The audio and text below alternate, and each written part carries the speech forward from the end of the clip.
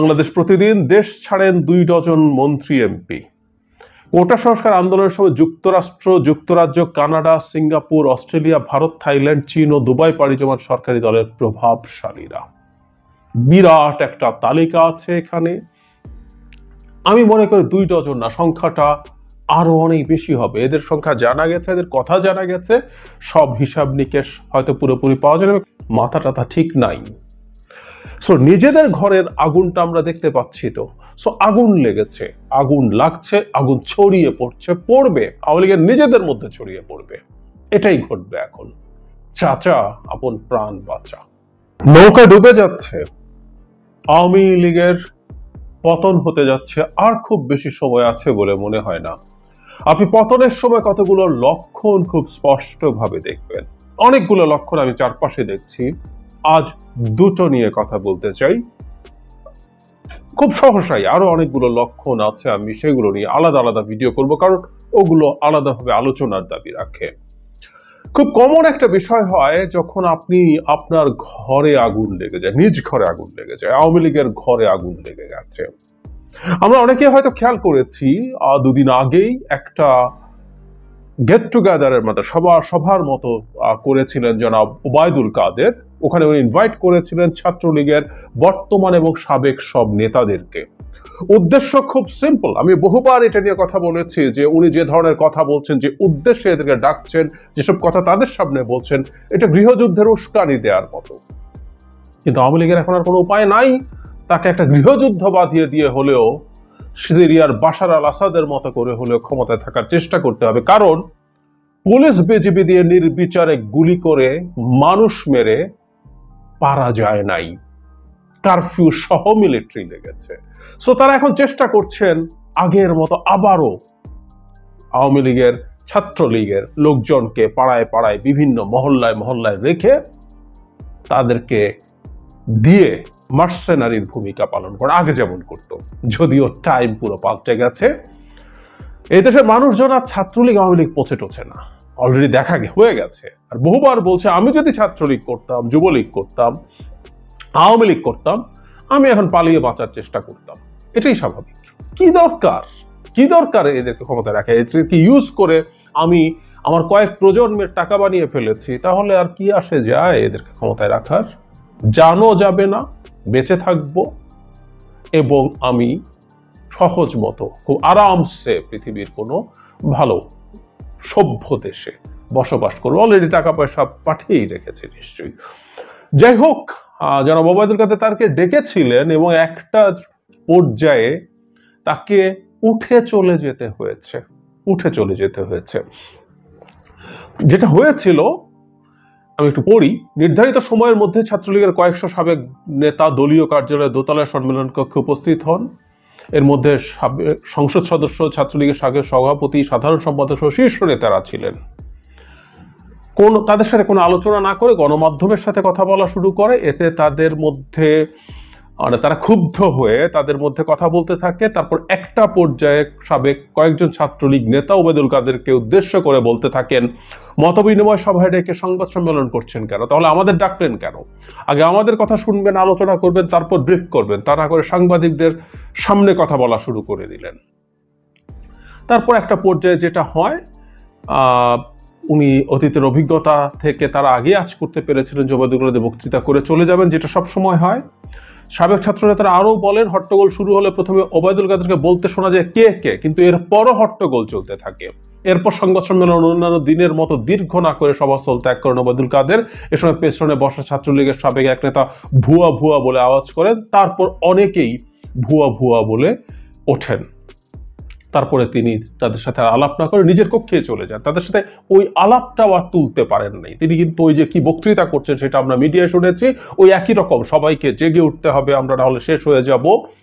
আবারও ছাত্রলীগের, আওয়ামী লীগের সাবেক নেতা তাদেরকে লেলিয়ে দেওয়ার চেষ্টা, কিন্তু কাজ হয় নাই। এবং শুধু সেটা না, ছাত্রলীগের নেতারা যখন এই জিনিসগুলো করছেন তখন মিডিয়ার উপরও তারা চড়াও হয়েছিলেন। মাথা টাথা ঠিক নাই। সো নিজেদের ঘরের আগুনটা আমরা দেখতে পাচ্ছি তো।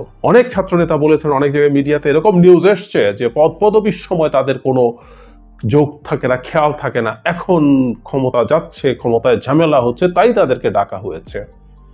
এবং জনাব ওবায়দুল কাদেরের কথার মধ্যে এটা রিফ্লেকশন ছিল, উনি মান অভিমান ভুলে সবাইকে একসাথে কাজ করতে বলা হচ্ছেন, কারণ বিরাট হুমকি সামনে আছে। ওই যে বললাম, যারা পদ পায় নাই, যারা যা যা হালুয়া রুটি যতটা চেয়েছিল ততটা পায় নাই, তারা এখন কেন এদেরকে ক্ষমতায় রাখার জন্য চেষ্টা করবে? সম্মানিত প্রিয় দর্শক, ভিডিওটি দয়া করে কেউ স্কিপ করবেন না। একে একে বাংলাদেশ থেকে পালিয়ে যাচ্ছে আওয়ামী লীগের এমপি, মন্ত্রী ও আমলারা। কোঠা আন্দোলনকে ঘিরে ৯০০র অধিক নিরীহ ছাত্রকে গুলি করে হত্যা করার পর হাসিনার পতনের আন্তর্জাতিক চাপ বাড়ছে। দেশের ভিতরে সবাই এখন হাসিনার বিরুদ্ধে কথা বলা শুরু করে দিয়েছে। আন্তর্জাতিক মিডিয়ায় হাসিনাকে নিকৃষ্ট স্বৈরাচারের খেতাব দিয়েছে। সেনাবাহিনীর ভিতরে বেশিরভাগ দেশপ্রেমিক বিদ্রোহের আভাস দিয়েছে। এই যখন পরিস্থিতি, তখন হাসিনার এমপি, মন্ত্রী, আমলা, পুলিশ ও সেনাবাহিনীর ঊর্ধ্বতন কর্মকর্তারা হাসিনাকে বিপদে রেখে গোপনে বিদেশে পালাচ্ছে। পরিস্থিতি এতটাই জটিল যে কোনো সময় হাসিনার পতন ঘটতে পারে। শোনা যাচ্ছে ভারতীয় হেলিকপ্টার প্রস্তুত রাখা হচ্ছে। যে কোনো মুহূর্তে হাসিনা ভারতে পালিয়ে যেতে পারে। হাসিনার পতন এখন সময়ের ব্যাপার মাত্র। আপনারা আশা হারাবেন না, আন্দোলন চালিয়ে যান, বিজয় আমাদের নিশ্চিত। বিস্তারিত আরও থাকছে ভিডিওতে, ধৈর্য ধরে ভিডিওটি দেখতে থাকুন। দেশ স্বাধীন হলে আওয়ামী লীগের যে কোনো লোকজনের উপরে কোনো রকম কোনো শারীরিক হামলা বা যে কোনো কিছুর বিরোধিতা আমি করব, কিন্তু ফিট বাঁচানো, যান বাঁচানো বলতে বিচার ফেস করা থেকে ওদেরকে কেউ ঠেকাতে পারবে না। প্রত্যেককে, এই দেশটাকে যেভাবে যেভাবে ধ্বংস করা হয়েছে, সহি একটা বিচার ব্যবস্থার মাধ্যমে তাদের প্রতি ইনসাফ করা হবে, ইনসাফ করা হবে। তাদের প্রাপ্য শাস্তি তাদেরকে দেওয়া হবে, বেশিও না কমও না, তাদের প্রতি ইনসাফ হবে। সো ওই বাচ্চাটাও তো অ্যাটলিস্ট বাঁচার চেষ্টা করবে। কোটি কোটি, কেউ কেউ শত শত কোটি, কেউ কেউ হাজার হাজার কোটি টাকা কামিয়েছেন, তার একবার দেশে থাকতে হবে কেন? একই সাথে আরেকটা ঘটনাকে মেলাতে চাই। এটা সরকারপন্থী পত্রিকা বাংলাদেশ প্রতিদিন। দেশ ছাড়েন 2 ডজন মন্ত্রী এমপি। কোটা সংস্কার আন্দোলনের সময় যুক্তরাষ্ট্র, যুক্তরাজ্য, Canada, Singapore, Australia, Bharat, Thailand, চীন ও দুবাই পাড়ি জমান সরকারি দলের প্রভাবশালীরা। বিরাট একটা তালিকা আছে এখানে। আমি মনে করি 2 ডজন না, সংখ্যাটা আরো অনেক বেশি হবে। এদের সংখ্যা জানা গেছে, এদের কথা জানা গেছে, সব হিসাব নিকেশ হয়তো পুরোপুরি পাওয়া যাবে। কয়েকটা একটু পড়ি। 15 জুলাই মধ্যরাতে দেশ ছাড়েন সাবেক অর্থমন্ত্রী আহম মুস্তফা কামাল। উনি চলে গিয়েছিলেন। 16 জুলাই লন্ডন গিয়েছিলেন ইলিয়াস মোল্লা এবং 26 তারিখ ফিরে আসেন। বুঝতে পারছি আমরা সময়টা কিরকম। একই দিন পরিবারের 11 সদস্য নিয়ে কুমিল্লা 1 আসনের এমপি ও সাবেক রেলমন্ত্রী মুজিবুল হক দুবাই যান। তারপরে কিছুক্ষণ আগেই প্রাথমিক গণশিক্ষা মন্ত্রণালয়ের প্রতিমন্ত্রী অধ্যাপক রুমানা আলী 16 জুলাই মালয়েশিয়া যান পরিবারের সদস্য সহ। এছাড়াও আরো অনেকে গেছেন, যেমন ময়মনসিংহ 8 আসনের এমপি মাহমুদ হাসান সুমন পরিবারের সদস্য সহ।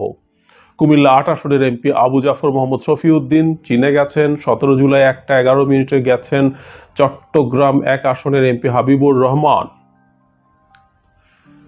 ঢাকা 5 আসনের এমপি মশিউর রহমান মোল্লা সজল ভারত সফরে ছিলেন। তারপরে এমিরেটসের ফ্লাইটে ভোলা 4 আসনের এমপি আব্দুল্লাহ আল ইসলাম জ্যাকব দুবাই গেছেন পরিস্থিতি শান্ত হওয়ার পর 27 জুলাই। তারপরে আব্দুল মোমেন ছিলেন আমেরিকাতে, তিনি ফিরে আসেন 28 জুলাই। ভোলা 3 আসনের এমপি নুরুল নবী চৌধুরী 26 জুলাই দেশে ফিরে এসছেন, এর আগে দেশের বাইরে ছিলেন। এগুলো একটা বিরাট তালিকা, বিরাট তালিকা। এখানে অন্তত 24 জনের কথা বলেছে, সময় সহ দেয়া, কে কোন দেশে গেছেন সেটা দেয়া হয়েছে। একটা জিনিস আমরা বুঝতে পারি, বুঝতে হবে, সেটা হচ্ছে সরকারের ভেতরে কতটুকু কি হচ্ছে আমরা তো আসলে কতগুলো বাইরের উপসর্গ দেখে লক্ষণ দেখে বুঝতে পারি, আমরা বুঝতে পারি ভেতরে কি অবস্থা হচ্ছে। কিন্তু যারা এই সরকারের সাথে বিভিন্ন জায়গায় নেতা আছেন, এমপি আছেন, মন্ত্রী আছেন, তারা এই ভেতরের পরিস্থিতি আরো অনেক ভালো বুঝতে পারেন।